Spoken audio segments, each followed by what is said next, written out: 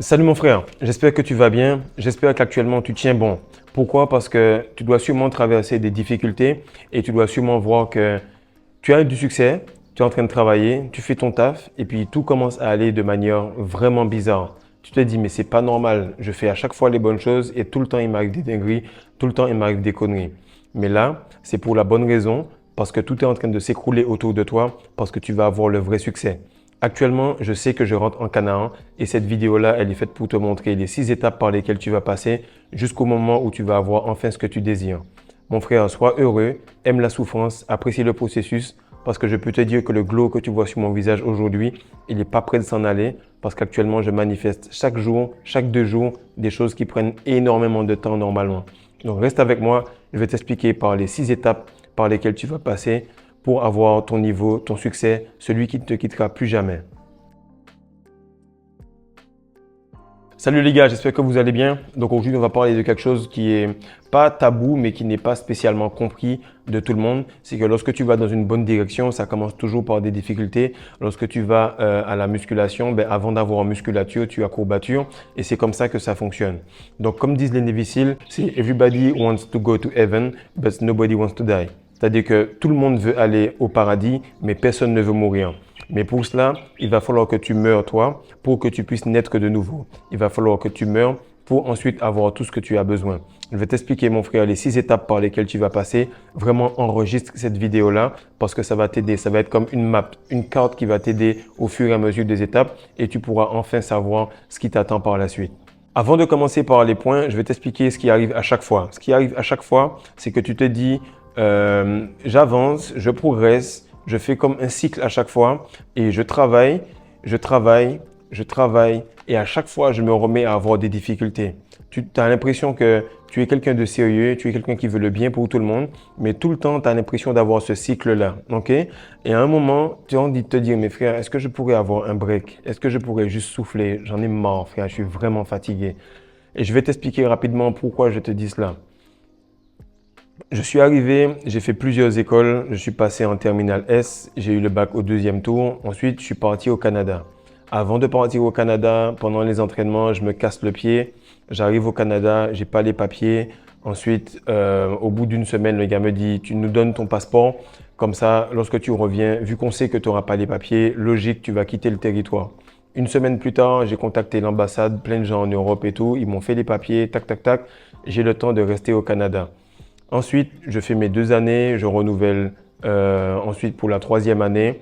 Et au bout de la quatrième, là, il faut soit prendre un stage et rester là, ou soit partir.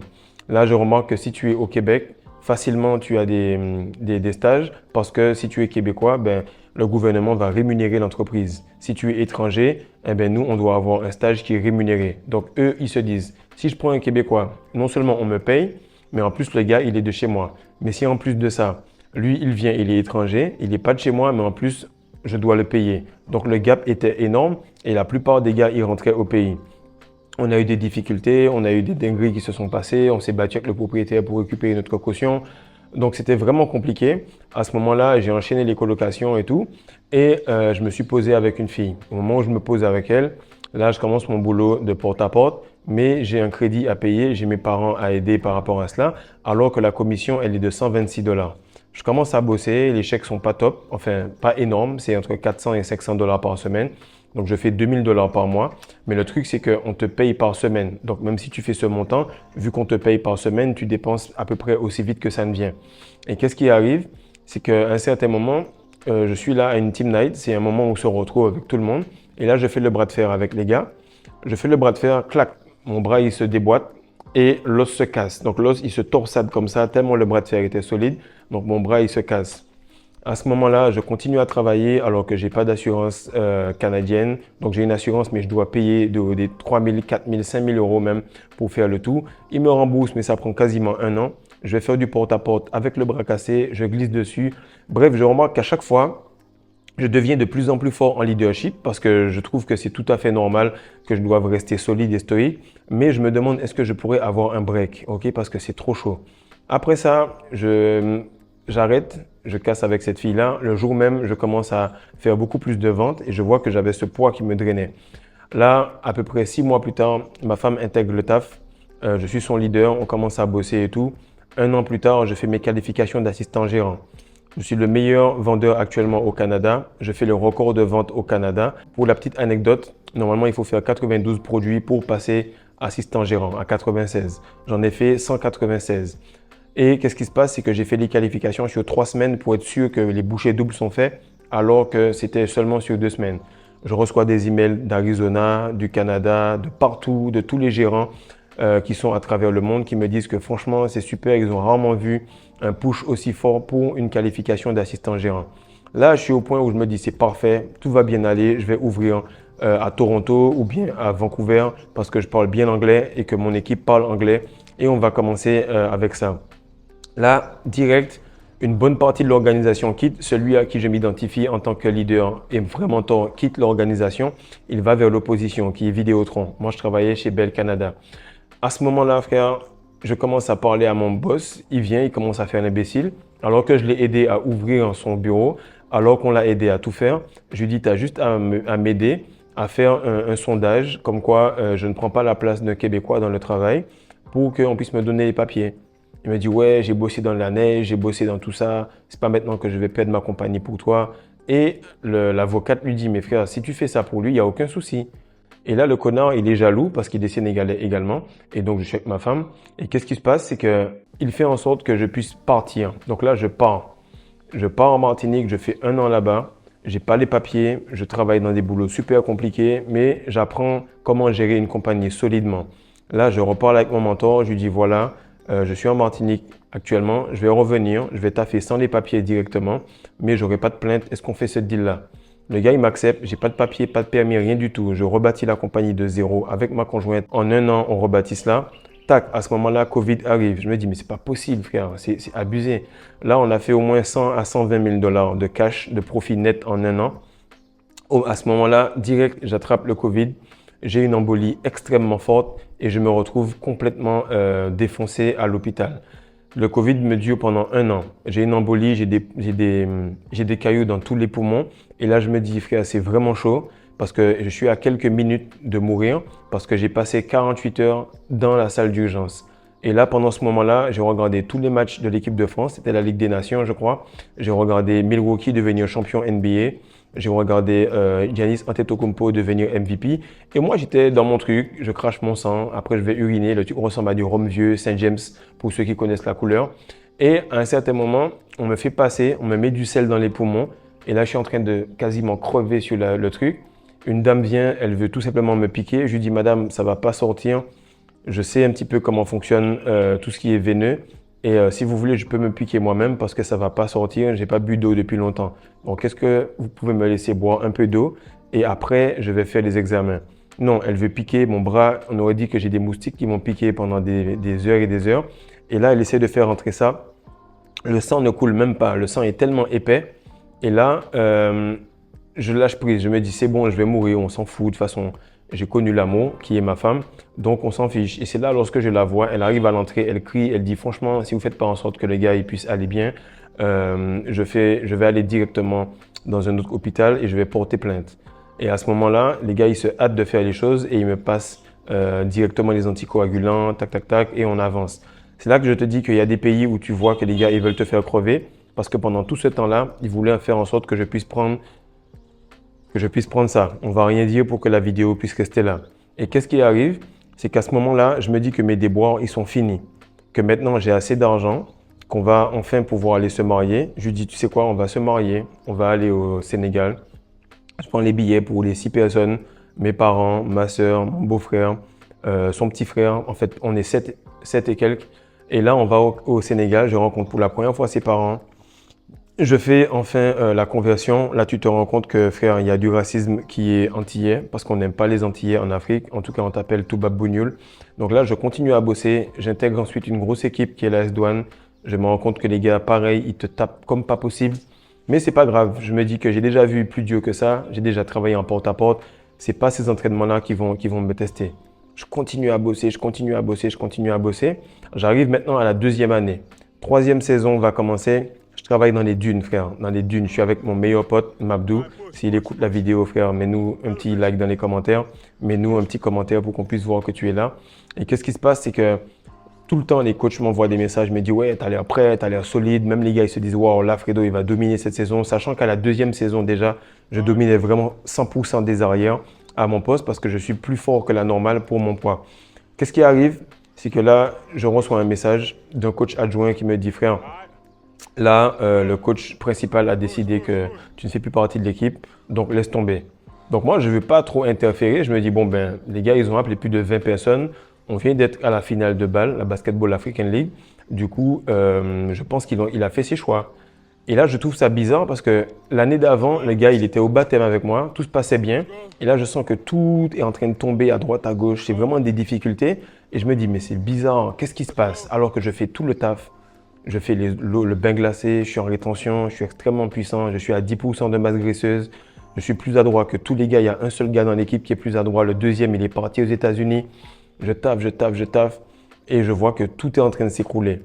Donc là, je continue à bosser. Là, à ce moment-là, je me dis, je commence doucement à faire l'or noir. C'était maintenant il y a 1 an exactement. C'est te dire à quel point les synchronicités sont fortes. Et là, ma fille, elle a 1 an. Il y a 1 an de cela. Maintenant, elle aura 2 ans dans 2 semaines. Et on est en train de travailler doucement sur le projet de l'or noir. Mais là, si tu remarques bien au début, j'étais pas à fond parce que les vidéos étaient un peu espacées d'1 à 2 semaines. Parce que je continuais. À un moment, il y a des tensions avec la belle famille et tout. Moi, je suis assis là, puis j'entends mes parents parler. Puis j'étais fatigué parce que j'ai pas dormi par rapport à des manifestations dans la nuit des entités. À ce moment-là, je suis vraiment KO et j'entends des gens en train de babiller, parler de moi, en tout cas de manière interposée. Je me suis dit, tu sais quoi, frère, je me casse, je vais aux dunes. Quand je rentre, je prends mes clics et mes claques et je me barre. Disons que là, on est vers le 27 mars de cette année. Au bout du 1er avril, j'ai un nouveau numéro, le logo est posé. Je commence à faire des vidéos de manière plus précise. Je mets des prix random sur le site et là, j'ai mes premiers clients. Ok. Et là, je commence avec Yannick. Directement, ça s'enchaîne et vous voyez à peu près la version de qui je suis devenu. Je vais t'expliquer rapidement les 6 étapes que j'ai répertoriées par lesquelles tu vas passer et j'espère que tu as bien compris mon histoire pour que tu puisses voir les 6 étapes au fur et à mesure de mon histoire. Par rapport à cela, je me suis déboîté l'épaule plusieurs fois, j'ai eu beaucoup de difficultés, mais tu vas comprendre rapidement comment ces difficultés-là sont superbes et pourquoi il est important que tu passes par tout cela. Si tu es déjà parti, dommage pour toi parce que la vidéo commence maintenant. Alors, la première chose qui va t'arriver, c'est que ton environnement complet va commencer à devenir complètement chaotique. Ça va être vraiment la merde. Là, tu te dis, c'est bizarre, tout va bien. Je fais le taf, comme je t'ai dit, je m'entraîne et tout tombe à l'eau. Les gens ne te parlent plus, je reviens à l'entraînement, les gars m'achètent des chaussures, ils me disent « Viens bro, entraîne-toi avec nous ».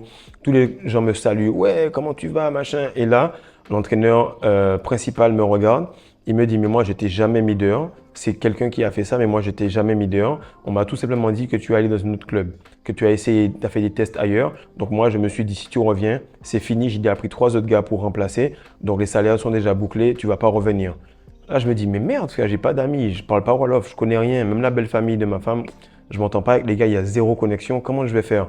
Et là, je commence à me dire que c'est bizarre. Je sens qu'il y a un shift, mais je sais pas pourquoi. Et là, tu sens que Dieu est en train de te bloquer d'une certaine manière pour te faire sentir que à chaque fois, tu viens, tu me pries, mais tu lâches. À chaque fois, tu avances, mais tu lâches. Cette fois-ci, mon frère, tu seras obligé de me tenir la main jusqu'au bout et je vais te montrer comment ça va se passer. Et souvent, tu as commencé la rétention parce que tu étais bloqué à un point où vraiment tu devais faire le maximum et tu étais obligé de rester en rétention. À ce moment-là, frère, c'est tellement chaud, c'est tellement dur. Tu prends du recul et tu te dis, mais si j'ai fait tout ce qu'il faut, pourquoi c'est la merde? Et c'est là que tu es testé à un point et c'est là que tu es réellement aligné. C'est là que le test se dit, Fredo, il veut devenir un leader. Fredo, il veut aider les gens. Actuellement, il est en train de faire l'or noir, il est en train de faire le basket. S'il ne lâche pas le basket pendant un certain moment, jamais il pourra se mettre à fond sur l'or noir, jamais il pourra donner aux personnes tout ce qu'il a appris. Donc, il faut qu'il soit testé à fond et qu'il reste solide pendant ces tests-là. Pourquoi? Parce que le type d'homme que tu veux devenir aura déjà subi cela de façon différente, aura tellement subi de difficultés qu'il sera fort sur le plan physique, mentale et spirituelle. Ce type d'homme-là, il est plus expérimenté que son âge. Du coup, il reste stoïque. Même si tout est en train d'aller à droite et à gauche, à l'extérieur, lui, à l'intérieur, il est complètement stable. Et c'est là que tu vas remarquer que lorsque tu vas commencer un coaching, lorsque tu vas commencer à te dire, je vais sur Patreon, lorsque tu vas commencer à prendre le e-book, ça va aller, puis tac, il y a un truc qui va te tester, comme pour te faire sentir que tu veux sortir d'Égypte, tu veux sortir du salariat, mais il y a un truc qui va te tester. Yannick, je vais parler de toi, tu sauras exactement ce que je dis. Là, je parle avec Yannick, c'est exactement il y a un mois. Je lui dis, bro, on va commencer. J'espère que tu es bien à l'aise parce que ça ne va pas être une partie de plaisir. Simplement, au début, tu auras un test. Si tu t'en fous du test, tu ne vas pas alimenter ton énergie sexuelle dans ce test et ça va passer. Par contre, si tu restes tout simplement accroché à cela, ça va continuer. Il m'a dit, ouais, j'ai investi 500 € hier avec un gars dans un business. À peine on a commencé 2 semaines de coaching, le gars ne répond plus, il a pris mon argent, il m'a volé. Ça, c'est le genre de truc qui arrive lorsque tu veux commencer à t'élever. Tu avais une bénédiction qui était temporaire. Eh bien, Dieu t'enlève cette bénédiction temporaire pour te donner quelque chose de permanent. Mais si tu t'accroches à l'Égypte, au salaire, qui est quelque chose de sécuritaire, automatiquement, tu vas voir que la bénédiction qui est grande va s'en aller. Et là, qu'est-ce qui se passe? C'est que tu dois tout simplement level up. Tu dois progresser parce que tu dois être super bon. Tu ne dois pas craquer. Il y a ta femme qui attend, il y a ta femme qui t'a aidé à t'entraîner, il y a des gens qui comptent sur toi, il y a des personnes que tu as fait venir parce qu'entre-temps, j'ai fait venir ma petite sœur, j'ai fait venir plusieurs personnes. Il y a d'autres personnes de ma famille qui se préparent à venir parce que c'est complètement spirituel le move d'être venu ici. Et là, on te teste et tu te dis, mais frère, si moi, le leader de tout ça, je craque, comment ça va se passer? Et c'est là que tu es obligé d'être bon. Tu es obligé d'être très solide parce que ton stoïcisme ne dépend pas de toi, mais il dépend des autres. Et c'est là que tu te rends compte que ta rétention, à un certain moment, elle ne dépend plus de toi, mais elle dépend des autres. Et là, tu te dis, mais je ne peux pas me comporter comme avant parce qu'il y aura le même cycle. Sinon, je vais recommencer à me trouver dans une situation favorable et après, ça va être la merde et ainsi de suite. Donc, il faut que tu restes stoïque pour que tu puisses passer à l'étape suivante. Là, à ce moment, mon frère, tu sais que chaque fois qu'il se passe quelque chose de bizarre, en tout cas moi, chaque fois que je vois qu'il se passe quelque chose de bizarre, je me dis, OK, il y a un level up. S'il y a un test, il y a une grosse phase de compression, alors il y a une grosse bénédiction. Mais ce qui est cool, c'est que si je le passe correctement, jamais je vais redescendre au niveau d'avant.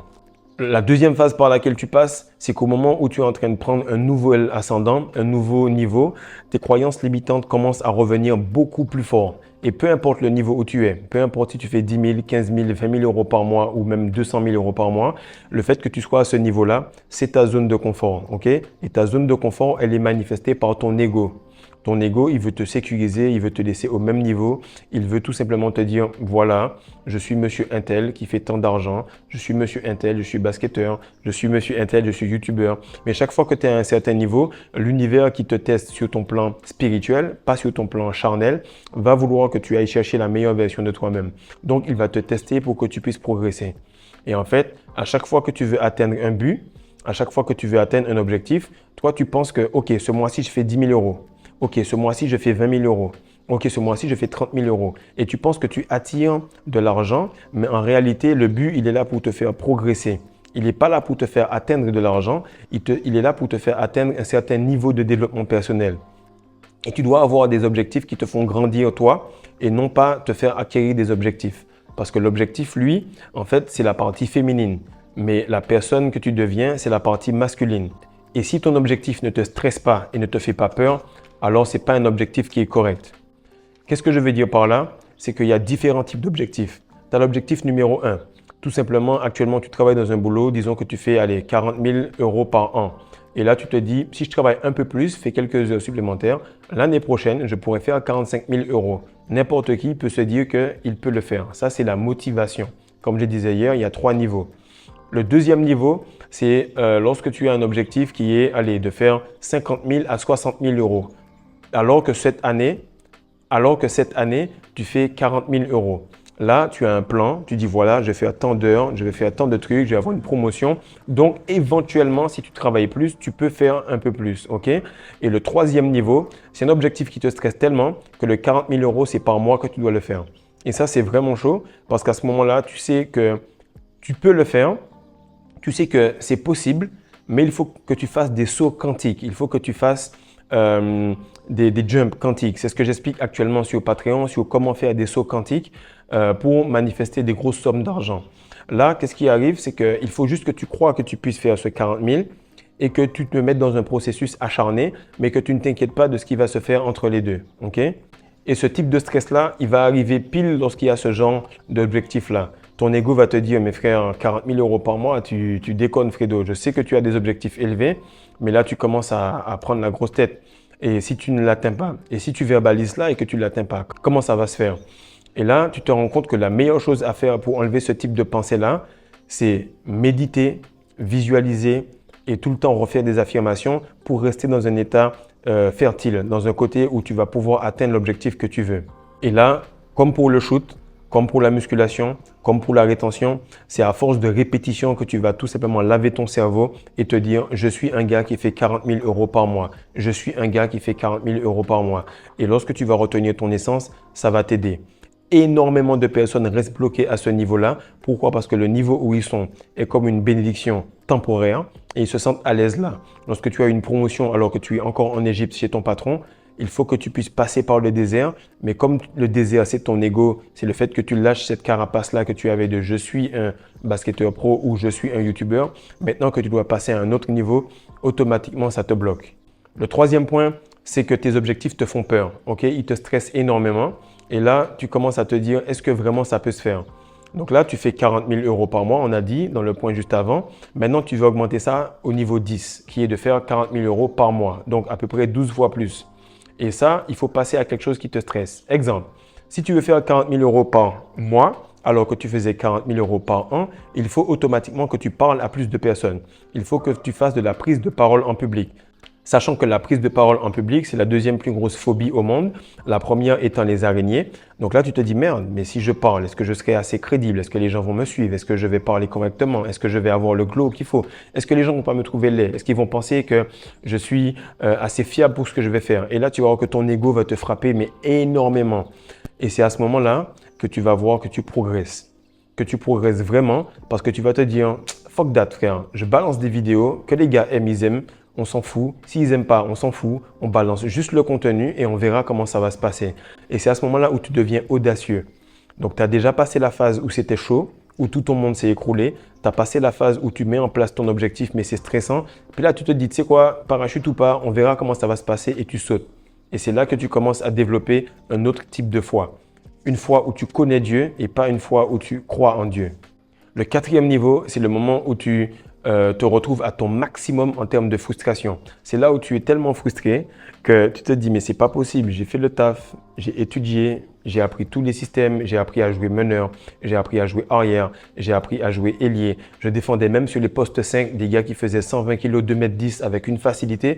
Et là je me disais mais c'est bizarre frère, je comprends pas comment maintenant, alors que j'ai fait tout le taf, on me rejette. Alors que j'ai bossé à des moments où les gars ne venaient pas à l'entraînement, on me fout dehors. La première année, j'étais même pas payé du tout. Je suis venu, j'ai aidé alors qu'on devait préparer des finales. J'étais là, j'ai fait des bains froids tous les jours, on me fout dehors. Et là, c'est ça que tu as besoin pour atteindre ton meilleur niveau. C'est le pic de frustration.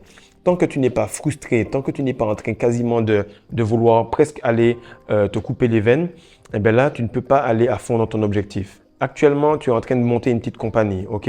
Que ce soit Clément, que ce soit Abdallah, que ce soit peut-être même Fares qui est déjà à un haut niveau, mais qui lui veut passer à d'autres niveaux, mais tu n'es pas à 100%.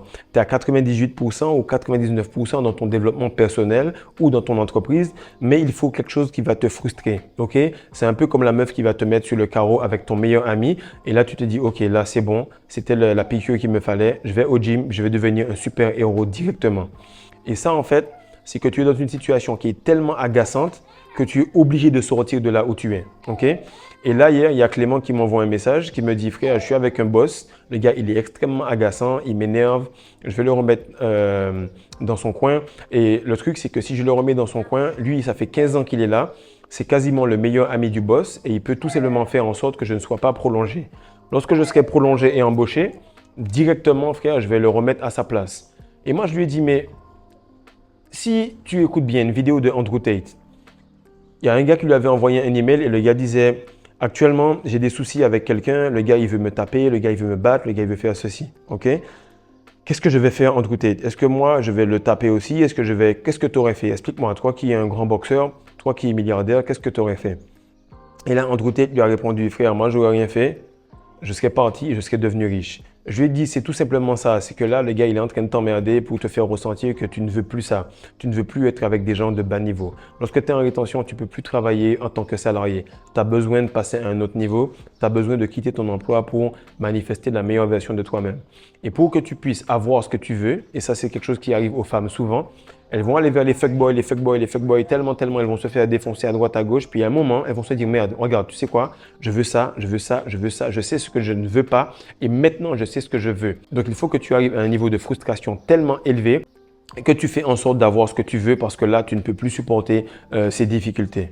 Et ça, c'est ce qui m'est arrivé. Si vous connaissez un petit peu les femmes africaines, c'est lorsque je suis là et je l'entends parler, dire des conneries et tout. Je me suis dit, tu sais quoi, je peux plus supporter ça. C'est bien cool. On est à la maison, je prépare, je mets l'argent de côté pour me mettre à l'aise. Mais autant se barrer, balancer quelque chose, un business, recommencer à bosser, quitter l'équipe pour de bon, arrêter de m'accrocher à quelque chose à moitié et puis tout simplement faire quelque chose qui va me mettre à l'abri parce que je peux plus supporter d'être avec quelqu'un de toxique comme ça. Donc, lorsque tu es vraiment avec quelque chose d'agaçant, c'est là que tu vas mettre ton maximum pour en sortir. Le cinquième point, c'est là où tu trouves ton encre. La chose par laquelle tu vas t'accrocher, la chose par laquelle tu vas tenir bon, peu importe si ça va mal. Et tu trouves la raison pour laquelle tu vas endurer de plus en plus de difficultés et la raison pour laquelle tu ne vas plus jamais craquer. La première chose, c'est que je l'ai toujours fait pour ma femme et pour ma fille. Je me suis dit, OK, je vais faire en sorte d'être solide parce que ma femme était dans mon équipe. Par la suite, ma fille est née, j'ai progressé. La deuxième saison, j'étais meilleur. La troisième saison, je me suis rendu compte que frère, il faut commencer à lancer du contenu. Il faut commencer à investir dans d'autres choses que j'ai investi en même temps de commencer YouTube. Et il faut peut-être mettre le basket de côté. Et là, tu remarques que de temps en temps, il y a des tests, il y a des difficultés au fur et à mesure du chemin. Mais là, qu'est-ce qui se passe? C'est qu'au fond de moi, je me suis toujours dit, je ne suis pas quelqu'un de normal. Je suis censé aider une grande quantité de personnes.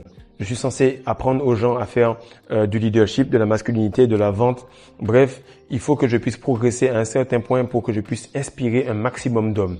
Et là, lorsque je suis devant 4000 personnes et qu'elles m'écoutent, je ne peux pas relapse. Lorsque j'arrive devant toi, je ne peux pas être tout simplement en train de me dire « ouais, j'ai moins d'énergie ». Chaque coaching, tu es à fond. Chaque Patreon, tu es à fond. Chaque logo, chaque thumbnail, tu te donnes à fond. Pourquoi? Parce que tu sais que ce n'est pas à propos de toi, mais que tu as dépassé ce niveau-là. Et lorsque tu atteins un niveau christique, comme toute personne qui a atteint un certain niveau, tu sais que l'activité que tu fais ne dépend plus de toi. La rétention séminale ne dépend plus de toi. Et c'est là que tu es complètement accroché et que tu es 100% la personne que tu as toujours voulu être. À ce moment-là, tout ce que tu as voulu auparavant te revient. C'est un verset qui se trouve dans Matthieu qui dit « Cherchez tout d'abord le royaume des cieux et toutes choses vous seront données par la suite. » Donc, cherche tout simplement à arriver en Canaan, quitte ton travail, quitte les choses que tu n'aimes pas. Et lorsque tu vas arriver à cette version de toi qui a atteint Canaan, automatiquement, toutes choses te seront données par la suite. Maintenant, mon frère, j'espère que tu es resté jusqu'à la fin parce que c'est le 6e point et le 6e niveau où je suis arrivé. C'est que maintenant, au 6e niveau, tu t'en fous de tout et de tout le monde. Pourquoi? Parce que tu es laser focus. Tu es focus sur toi-même, tu es juste focus sur ta mission et tu ne perds plus aucune goutte de life force. Je ne parle pas de rétention séminale, je parle de focus, de concentration. Tu ne perds plus une seule seconde à t'inquiéter pour quelque chose qui ne va pas vers là où tu vas. Et c'est là que tu remarques que c'est ce qu'il te faut pour être la meilleure version de toi-même. Réinvestir les frustrations, réinvestir le glow, réinvestir toute la semence, manger correctement, faire les choses de la meilleure des manières afin que ta volonté soit faite non pas sur la terre, mais que ta volonté soit faite sur le ciel d'abord et ensuite sur la terre. Donc, j'espère qu'actuellement, tu fais en sorte de visualiser les choses correctement. Je sais que tu es dans l'une de ces 6 phases parce que je connais ma communauté. Je sais à quel niveau vous êtes actuellement et je sais que la plupart d'entre vous vont arriver au 6e point parce que tu n'as pas commencé la rétention juste pour 2 jours, tu n'as pas commencé la rétention juste pour toi, tu l'as commencé parce que tu sens qu'il y a quelque chose derrière cela et tu te dis que cette fois-ci, mon frère, ce ne sera pas juste une augmentation, ce ne sera pas juste une meuf, ce ne sera pas juste un mariage, ce sera vraiment la bonne. Donc, j'espère que vous avez apprécié cette vidéo-là. Enregistrez-la pour que vous puissiez vous remémorer cela et vous dire que la personne qui est devant vous, elle a eu des difficultés, mais que le produit que vous voyez, c'est le produit que vous allez également devenir. Peace.